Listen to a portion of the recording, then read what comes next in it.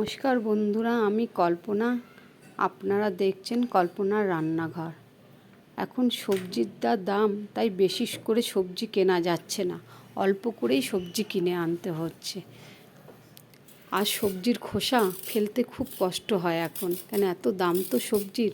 তাই ভাবলাম আমি সবজির খোসা দিয়ে আজকে একটা দারুণ একটা রান্না করব। আপনারা তো সবজির খোসা বাটা অনেকেই খেয়েছেন। আমি আজকে যে রেসিপিটা তৈরি করবো সেটা হলো খোসা ছেচকি।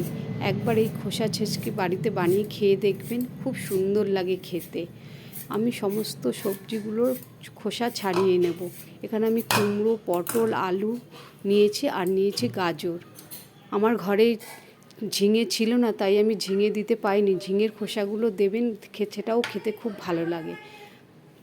দেখুন, কালকে আমি একটু লাউ করেছিলাম, তাই লাউর খোসাটা রেখে দিয়েছি। আজকে আমার খোসাটা কাজে লেগে গেল। সমস্ত খোসাগুলো আমি একদম ছোট ছোট করে কেটে নেব। খোসাগুলো আমার সব কাটা হয়ে গেছে, কেটে নিয়েছি। পটলের খোসা, লাউয়ের খোসা, কুমড়োর খোসা, আলুর খোসা আর গাজরের খোসা। গাজরের খোসাটা দিলে বেশ একটু মিষ্টি মিষ্টি লাগে খেতে। ব্যাস, এবার খোসাগুলো আমি ভালো করে একটু ধুয়ে নেব। এখন বর্ষা তো, 3-4 বার ভালো করে না ধুলে ভালো লাগবে না খেতে, বালি বালি লাগবে।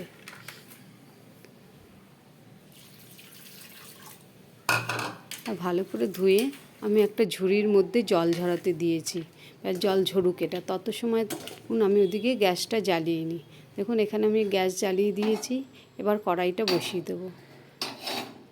কড়াইটা একটু ভালো করে গরম হয়ে গেছে। এবার দিয়ে দেবো এতে পরিমাণ মতো একটু সর্ষের তেল। তেলটা একটু বেশি দিতে হবে। তেল গরম হয়ে গেছে, একটা শুকনো লঙ্কা দিয়ে দিয়েছি। শুকনো লঙ্কাটা ভাজার একটা সুন্দর গন্ধ বেরিয়ে গেছে।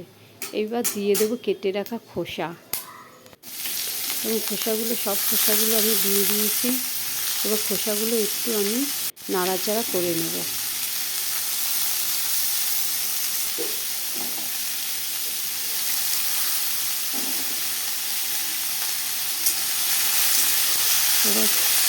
এবার এর ভেতরে দিয়ে দেবো একটুখানি সামান্য একটু নুন, যাতে খোসাটা একটু তাড়াতাড়ি ভাজা হয়ে যায়। আর সামান্য একটু হলুদ দিয়ে এটা ঢাকা চাপা দিয়ে দেবো, মিডিয়াম আঁচে হতে দেবো।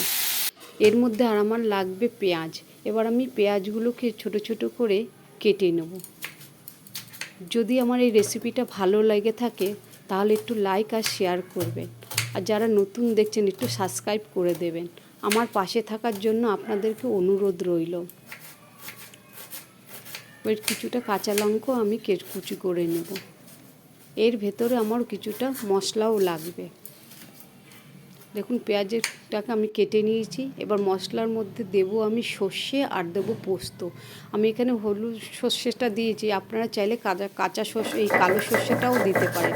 কালো সর্ষেটা দিতে গেলে বেশি ভালো লাগবে খেতে, কিন্তু আমি সাদা সর্ষেই দিই, আমার ঘরে সাদা সর্ষেই ছিল। এবার এর ভেতরে একটু নুন দিয়েছি। নুনটা দেখানো হলো না, সর্ষেটা যাতে তেতো না লাগে, তাই নুন দিয়ে একটু বেটেছি। চলুন একটু এবার সবজিটা নাড়াচাড়া দিয়ে দেখি। হ্যাঁ, 80% মতো ভাজা হয়ে গেছে। এবার এটা আমি নামিয়ে নেবো। এদিকে সর্ষেটাও আমার বাটা হয়ে গেছে। এবার ওই কড়াইয়ের মধ্যে দিয়েছি একটু তেল, আর ঘরে একটু কুচো চিংড়ি ছিল, দিয়ে দিলাম চিংড়ি। এবার পেঁয়াজ দিয়ে চিংড়িটা একটু ভেজে নেব। এবার দিয়ে দেবো টমেটো। এই চিংড়ি আর টমেটোটা দিলে খাওয়ার স্বাদটা দ্বিগুণ বেড়ে যায়। একবার এইভাবে রান্না করে খেয়ে দেখার অনুরোধ রইল। এই খোসা ছেচকি খেতে দারুণ লাগে। এবার দিয়ে দেবো সামান্য একটু নুন। পরে আবার একটু নুন দেবো, একটু দিয়ে দেবো ঝাল লঙ্কা। এদিকে আমি কাশ্মীরি লঙ্কা, হলুদ আর নুন দিয়ে একটা পেস্ট বানিয়ে নিই, পেস্টটাও দিয়ে দেবো। মশলাটা কষানো হয়ে গেছে, দিয়ে দেবো সর্ষে আর পোস্ত বাটা।